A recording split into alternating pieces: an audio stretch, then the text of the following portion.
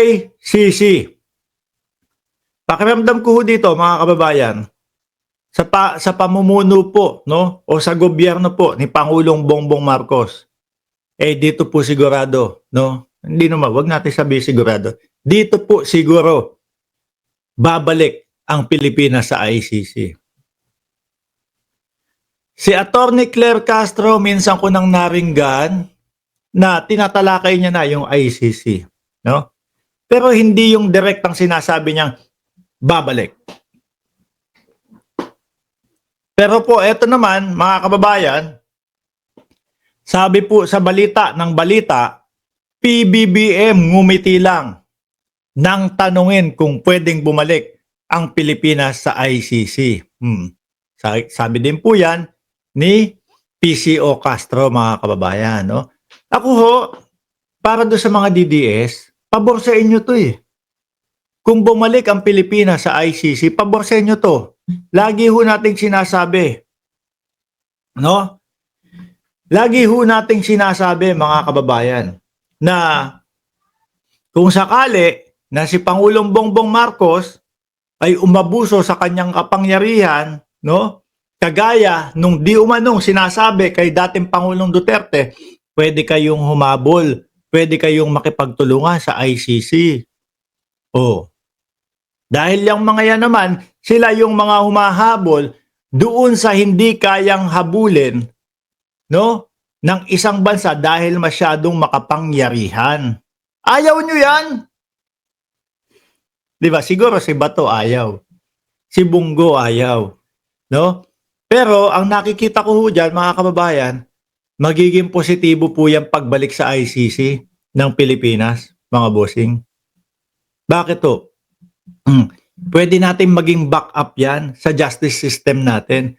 Meron pong nakatala, no? Na isa, kung di ako nagkakamali, from 125 to 150 na bansa ang kasali sa ICC. Ibig sabihin, sira ang justice system ng mga bansa na yun. Mas malalaki pa yung mga bansa na yun kaysa sa Pilipinas eh. At gumagana yung kanilang justice system. Diba? Nandiyan na yung paborito kong vlogger, si Banat Boy. Driving while listening, Boss Mark Ramos. Good day po sa lahat. Suportahan nyo po yung channel na yan. Paborito ko po yan, mga kababayan. Sa sobrang paborito ko, lagi akong inaaya niya, mag-guest ka na sa akin. Paborito nga kita eh. Gusto lang kitang mapakinggan, di ba, mga kababayan? Kaya puntahan nyo po yung channel na yan. Sabi dito, ibinahagi ni Presidential Communication, Office, PCO, Yusek Claire Castro, nasabi, kantahan daw po natin ang happy birthday ang dating Pangulong Duterte. Happy birthday to you. Happy birthday to you. Para sa mga nagbe-birthday. At sabi naman po ng mga DDS, meron silang padasal sa 28. Padasal po na pa-birthday yon. Hindi po padasal na may hain ng pandesal, panset, at soft drinks. Yung picture lalagay sa harap. Tapos may pandesal, may panset, may ulam. Tapos may kanin, tapos may soft drinks. Hindi ganun. Kaya yung pongkan. Di ba? Yung pongkan o kaya yung grapes nando sa harap. Hindi ganun na padasal na pa-birthday daw po. Okay. Ibinahagi ni PCO Yusek Claire Castro nang umiti lamang si Pangulong Ferdinand Marcos Jr. nang tanungin ito hinggil sa posibilidad ng muling pagbabalik ng Pilipinas sa Rome Statute na bumuo ng International Criminal Court. Para sa akin mga kababayan, yung mga ganyang pangiti-ngiti, no? Medyo medyo positibo sa pagbalik yan. Di ba? Sa isang press briefing nitong Martes, March 25, sinabi ni Castro na hindi pa talaga nila napag-usapan ang anumang plano bumalik sa bansa ng ICC. At as we speak, we have not yet discussed any plan of rejoining the ICC. Noong huli po, nating nakausap ang Pangulo, tinanong po natin yan ng personal at siya ay ngumiti lamang. May posibilidad talaga. Pero ako, ramdam ko, niluluto na 'to, 'no?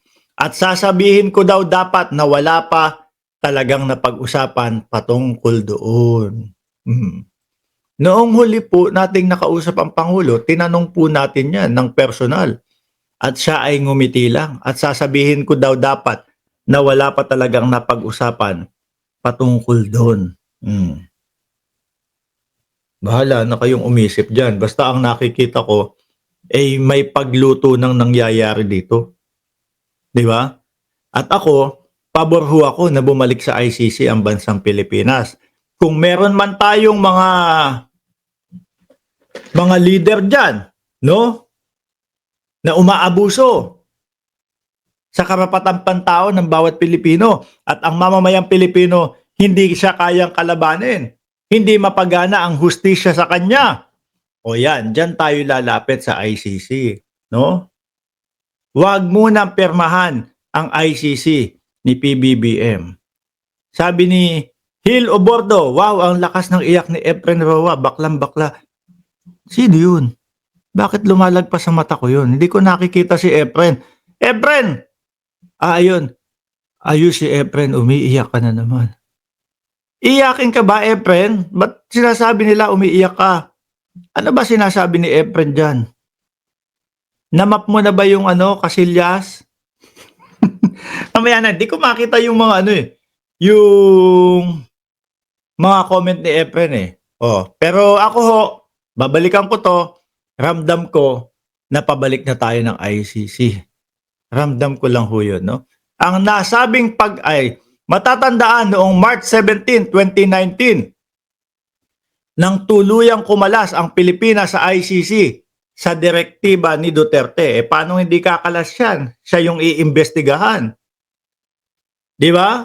Siya yung iimbestigahan. Talagang kakalas yan. Sabi ni Alex Garchitorena, artwork. Shout out from Hong Kong Lodge. Naku, salamat po sir sa inyong super sticker. Ang nasabing pagkalas ng bansa ay matapos i-anunsyo ni nooy ICC prosecutor Patu Bensouda na minamatahan nila ang Pilipinas dahil sa pagtaas ng kaso ng mga patayan kaugnay ng war on drugs ng dating Pangulo. Biruin nyo, siyempre naman, no? Paano hindi mapapaisip ang mamamayang Pilipino? Meron siguro talagang pagmamalabis na nangyari sa panahon ni dating Pangulong Duterte.